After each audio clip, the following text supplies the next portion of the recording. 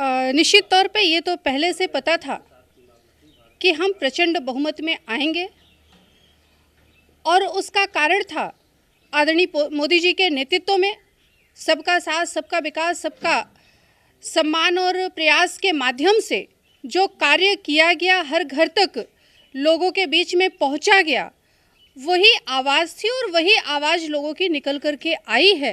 तो निश्चित तौर पर वो तो होना ही था। कल जो रिजल्ट आया उसमें कई लोग जो सीनियर लीडर्स रहे वो हार गए, उसी में आपके पिताजी स्वामी प्रसाद मौर्य को भी शिकस्त का सामना करना पड़ा, जबकि आप भी उनके प्रचार में भी आप भी शामिल हुई थी, सबने कोशिश करी। देखिए, हार और जीत जनता के ऊपर निर्भर ही होता है।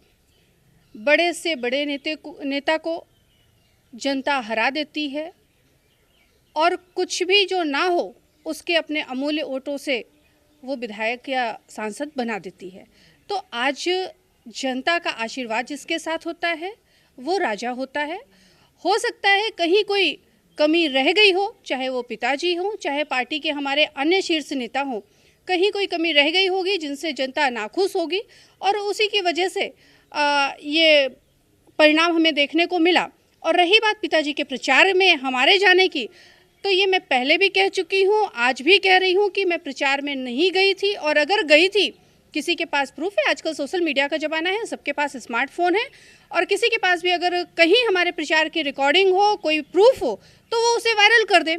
जिस समय मैं खुल कर के आई हूँ उस समय क्या स्थितियाँ थी वो पूरे प्रदेश ने देखा, वो पूरे देश ने देखा।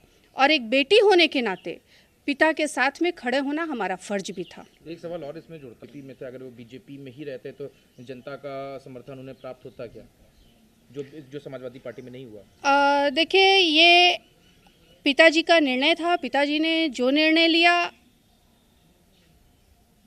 और जनता ने जो निर्णय लिया, उन दोनों के निर्णय को मैं स्वीकार करती हूँ।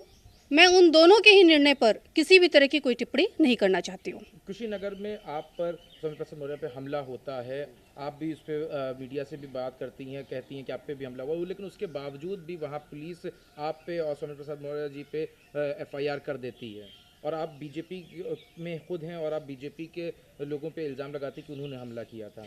मैं बीजेपी के लोगों पर इल्ज़ाम नहीं लगा रही हूँ, वो प्रूफ जो वीडियो वायरल हुए हैं उसमें दिखाई दे रहे हैं। और मैं बीजेपी के नहीं बल्कि उन लोगों पर आरोप लगा रही हूँ जो बीजेपी को बदनाम करने का काम कर रहे हैं। मैंने पहले भी कहा कि भाजपा जो पिछले लगभग 7.5-8 सालों में केंद्र में रह करके और प्रदेश में पिछला 5 साल पूरा करने के बाद जो दंगा मुक्त प्रदेश और देश रहा, उसको जो कालंकित करने का कार्य भाजपा के पदाधिकारी बन करके करने का काम कर रहे हैं, मैंने आरोप उन पर लगाया था और आज भी मैं लगा रही हूँ, क्योंकि उनकी वजह से, उनकी छोटी सी गलती की वजह से पूरा इतना हाई प्रोफाइल मामला गया। एफआईआर हुई, वो बीजेपी में भी हैं, उसके बावजूद हुई। देखिए, एफआईआर होना, बीजेपी में हूँ तो क्या एफआईआर नहीं हो सकता है? तो क्या मतलब आप लोगों की तरफ से हमला हुआ था क्या, जो मतलब उनकी जो थ्योरी है, जो कहा जा रहा है? अब कौन क्या थ्योरी फिट करता है ये तो रिपोर्ट लिखने वाला जाने और एफआईआर कराने वाला जाने।